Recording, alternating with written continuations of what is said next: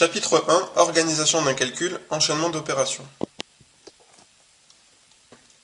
Vous avez peut-être déjà vu ce type d'image sur Facebook par exemple où vous avez un calcul dont il faut trouver le résultat et on vous demande de poster votre réponse en commentaire. Alors généralement ce qu'on essaye de faire c'est d'effectuer le calcul de tête, mais on se demande toujours par où on commence. Est-ce qu'on fait les calculs de la gauche vers la droite? Est-ce qu'on fait d'abord les multiplications? Ou est-ce qu'on fait les calculs dans l'ordre que l'on veut? Donc c'est cette question-là des priorités des opérations les unes sur les autres que l'on va principalement aborder dans ce chapitre. Alors voici une première expression numérique, un premier calcul, où nous avons des soustractions et des additions, et uniquement des soustractions et des additions. Si on tape ce calcul à la calculatrice, on s'aperçoit qu'elle va effectuer les calculs de la gauche vers la droite. Donc elle va effectuer en priorité 16 moins 8.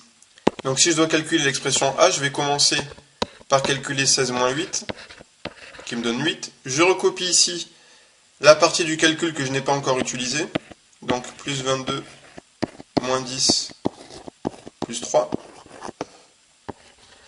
Je réeffectue le même procédé, les calculs de la gauche vers la droite, donc en priorité 8 plus 22, qui me donne 30, moins 10, plus 3.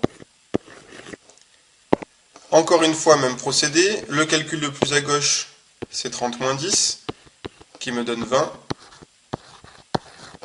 Et je termine mon calcul, 20 plus 3, qui va me donner 23. Donc face à ce type d'expression numérique, où j'ai uniquement des soustractions et des additions, j'effectue les calculs de la gauche vers la droite, dans le sens de lecture. Alors, un deuxième exemple où nous avons cette fois-ci uniquement des multiplications et des divisions. Si on effectue ce calcul à la calculatrice, elle va effectuer comme tout à l'heure les calculs de la gauche vers la droite. Donc priorité ici à 5 fois 4. Donc si je veux calculer l'expression B, je commence par faire 5 fois 4 qui me fait 20. Je continue en recopiant ce que je n'ai pas utilisé, divisé par 2, multiplié par 3. Je continue le même procédé. Priorité au calcul le plus à gauche, 20 divisé par 2, qui me donne 10, multiplié par 3, qui va me donner 30.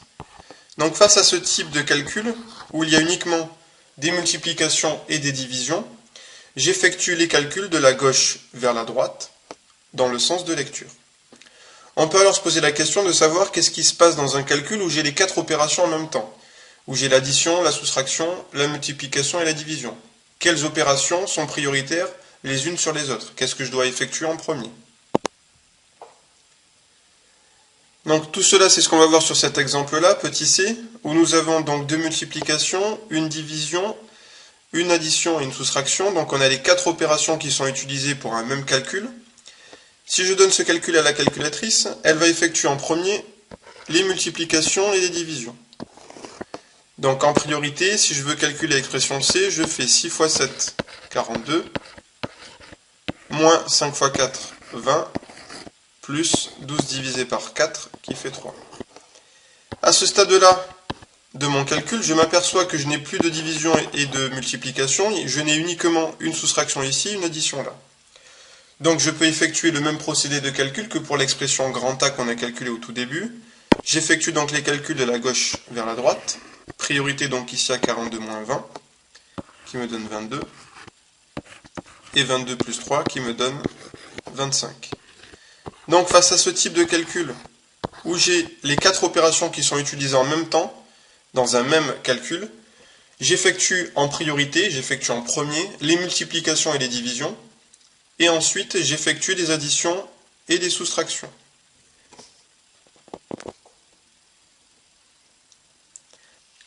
Pour en revenir à notre problème de départ avec cette image que l'on peut trouver sur Facebook, maintenant que l'on connaît les priorités opératoires, on sait que l'on va devoir commencer ce calcul en effectuant les deux multiplications, 1 multiplié par 2 et 2 multiplié par 0.